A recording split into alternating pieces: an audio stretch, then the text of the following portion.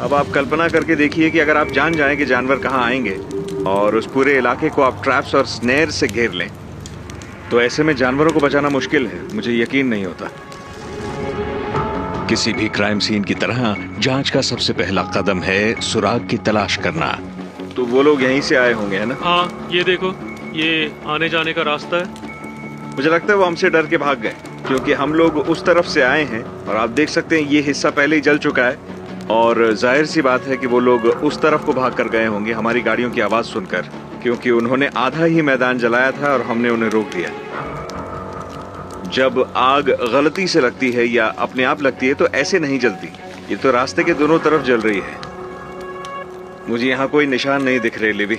नहीं, मुझे बिल्कुल शक नहीं है कि ये आग जानबूझकर लगाई गई है। बदकिस्मती से ये जो यहाँ पगडंडी के आसपास जो घास थी वो बिल्कुल जल के राख हो चुकी है, ये देखिए।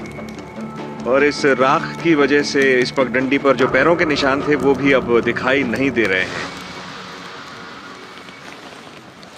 इस तबाही की तो कोई सीमा ही नहीं है। दिन ढलने के बाद भी मैं और लिवी सुराग की तलाश में लगे रहे, पर हमें कुछ नहीं मिला। ये पोचिंग का एक बहुत ही लापरवाह और खतरनाक तरीका है। फिलहाल तो ये आग काबू में है, लेकिन अगर हवा ने साथ दिया होता तो ये आग बहुत बड़े इलाके में फैल सकती थी, जिससे इसका प्रभाव एंटी पोचिंग टीम की जद से बाहर के जानवरों पर भी पड़ सकता था।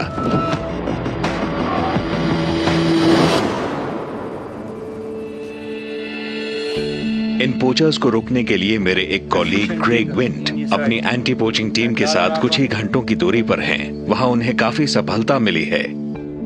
लिवी और मैं इस आग के बारे में बताने उनसे मिलने आए हैं। Good morning Ivan. कैसे हो दोस्त? बहुत अच्छे। आप? बस बढ़िया। क्रेग ने मुझे बताया कि पिछले कुछ हफ्तों में आग का ये पहला मामला नहीं है। ये साफ है कि आग की मदद से जंगली जानवरों को एक खास इलाके की तरफ खदेड़ा जा रहा है। क्रेग की टीम के साथ इलाके के नक्शे पढ़ने के बाद हम अपनी गाड़ियों पर सवार होकर इन पोचर्स के सुराग ढूंढने के लिए निकल पड़े। ये एंटी पोचिंग स्काउट्स इलाके को बहुत अच्छी तरह से जानते हैं और लगातार उन पगडंडियों और रास्तों की तलाश में रहते हैं जिनका इस्तेमाल पोचर्स करते हों।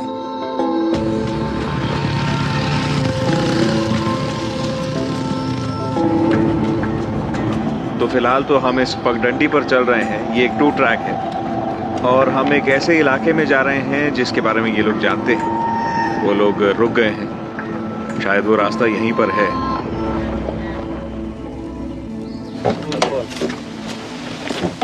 वो कह रहे हैं कि पगडंडी पर साइकिल के टायर के निशान मिले। जरा दिखाइए। साइकिल के निशान है, ये रहे, देखिए 3। तो ये लोग कह रहे हैं कि यहाँ पे 3 बाइसिकल्स के निशान हैं और कई लोगों के पैरों के निशान भी हैं। पता नहीं कितने लोग हैं, मगर ये बात साफ है कि ये निशान काफी ताजे हैं। आमतौर पर स्थानीय लोग इस दूर दराज के रास्ते का इस्तेमाल नहीं करते हैं। ऐसे में ताजे निशान मिलना मतलब पोचर्स करीब हैं।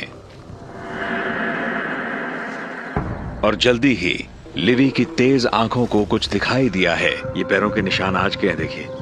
ये हील है और यहाँ बीच में एक लाइन है, देखिए।